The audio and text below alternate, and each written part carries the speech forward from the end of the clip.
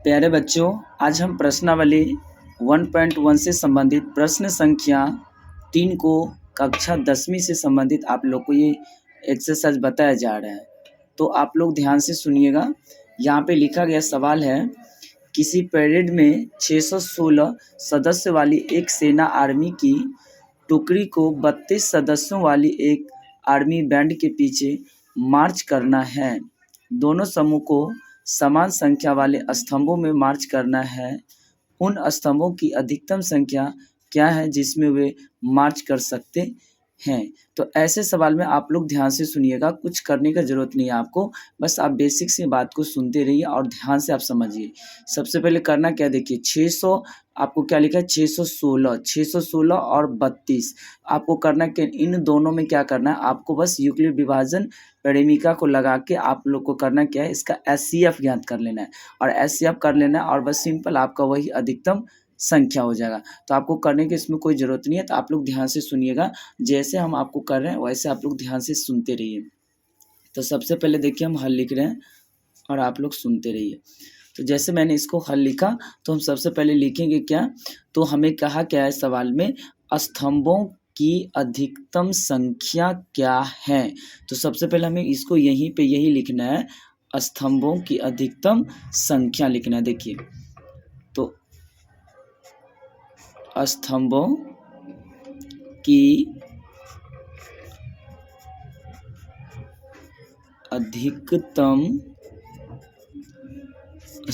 अधिकतम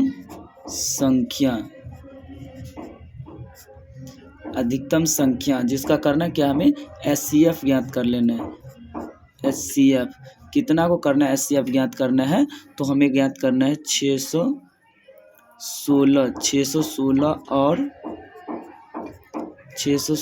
और 32। देखिए तो करना क्या, स्तंभों की अधिकतम संख्या एचसीएफ 616 और 32। तो ध्यान से सुनिए। तो देखिए तो आपको पता लग गया होगा, तो स्तंभों की अधिकतम संख्या और एचसीएफ हमें करना क्या है, तो 616 और 32 को निकालना है। तो सबसे पहले तो आपको पता होगा, मैंने जो पहला सवाल आप लोगों को बताई थी इससे पिछले वीडियो में, तो आपको याद होगा जो बड़ा मान है उसको आप ए मानिए, तो ए बराबर हो जाएगा 616 और जो छोटा मान है उसको बी मानिए, तो कितना मानना है आपको 32। जैसे ए बी हो गया तो आप देखिए ए का मान बड़ा है बी से, तो आप लिखिए ए ग्रेटर देन बी। जैसे ए ग्रेटर देन बी लिखेंगे तो यहाँ पर हम लिखेंगे यूक्लिड विभाजन,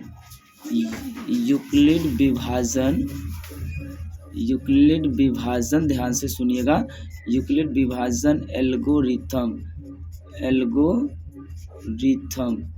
देखिए तो यूक्लिड विभाजन एल्गोरिथम द्वारा, तो आप लोग को पता होगा, मैंने पहले वाले भी सवाल में आप लोग को बढ़िया से बताए हैं। तो यूक्लिड विभाजन एल्गोरिथम, तो आप लोग को बढ़िया से सूत्र याद होगा।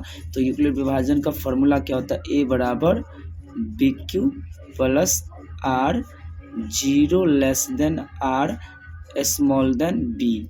आप लोग को याद आ गया होगा ये सूत्र, तो यूक्लिड विभाजन एल्गोरिथम का सूत्र। तो ध्यान से देखिएगा। चलिए देखिए हम थोड़ा ऊपर कर रहे हैं, आप लोग ध्यान से सुनते रहिए। तो यहाँ पे करना क्या, देखिए अब जैसे ये हो गया तो आपको पता होगा ना कि देखिए ए, तो यहाँ पर ए का मान क्या है 616, तो यहाँ पर आप क्या कीजिए, सबसे पहले 616 लिखिए बराबर, बी का मान क्या है 32, तो यहाँ पर लिखिए 32। आप देखिए क्यू का मान क्या होगा, यहाँ पे गुना होगा क्यू, तो आप हमें क्यू का मान पता नहीं है तो क्यू का मान कैसे पता करेंगे, तो हम सबसे पहले आपको पता होगा ना, तो मैंने आपको देखिए इधर थोड़ा करके दिखाते सुनिए। तो करना क्या है, देखिए 32 से 616 में आपको करना क्या है, तो एचसीएफ निकालना है।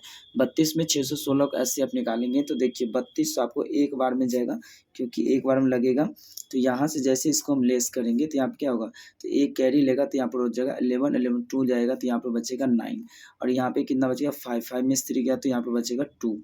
तो यहाँ पे 2 जैसे ही बचा तो यहाँ पे देखिए ये 6 नीचे उतर जाएगा यहाँ पे, जब पूरे कॉमन वाला नहीं, पूरे शेष नहीं बचा अभी क्योंकि ऊपर से उतरा है। तो 32 को इसमें कितना बार में जाएगा, देखिए जैसे इसको हम लगाएंगे तो ये आपको 9 बार में लग जाएगा। देखिए जैसे 9 से लग रहा है ये, तो देखिए इसको जैसे मल्टीप्लाई करेंगे तो ये आपको हो जाएगा 288। 9 से मल्टीप्लाई करोगे तो 32 को 9 से, तो यहाँ पे 288 होगा। इसको जैसे हम लेस करेंगे तो यहाँ पे देखिए कितना बचेगा, तो यहाँ से 1 कर ही लेगा तो हो जाएगा 60 में से जाएगा तो यहाँ पे बचेगा 8, यहाँ पे 8 8 यहाँ पे हो जाएगा कैंसिल। फिर आपको 8 को ऐसे करके घेरना है और 32 को यहाँ पे लाना है।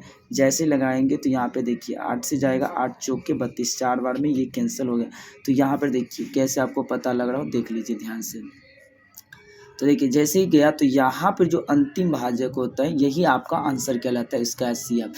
तो सबसे पहले हमें क्या किया, 32 को देखिए, जैसे ही 32 को गुना किया कितना से, तो देख लिए यहाँ पे किया हम 19 से, तो यहाँ पे कितना बचा, शेष कितना बचा, यहाँ पे देखिए 8 बचे शेष, तो 8 शेष बचा। तो यहाँ पे R का मान 0 नहीं आता, R नॉट 0 लिखिए।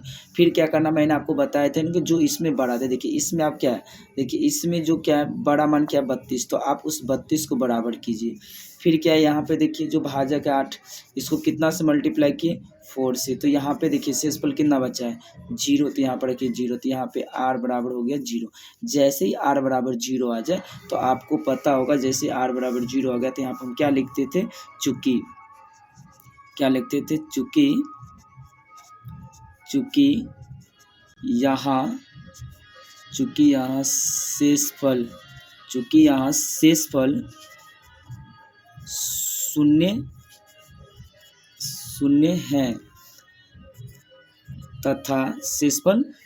है तथा अंतिम भाजक, देखिए यहाँ से हम लिख रहे हैं थोड़ा,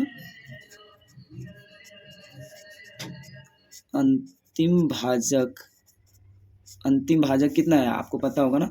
अंतिम भाजक देखिए यहाँ पे क्या है 8, तो यहाँ पर हो गया अंतिम भाजक 8 है, तो इसीलिए देखिए दिख नहीं रहा, यहाँ पर देखिए, तो इसीलिए यहाँ पर देखिए थोड़ा ऊपर कर दिए हैं, अंतिम भाजक 8 है, तो इसीलिए यहाँ पे क्या लिखना है, देखिए HCF, हम तो आपको बोले थे स्तंभों से क्या निकालना है, तो HCF तो 616 और 32 को तो कितना आया, तो यहाँ पे बराबर आया है 8।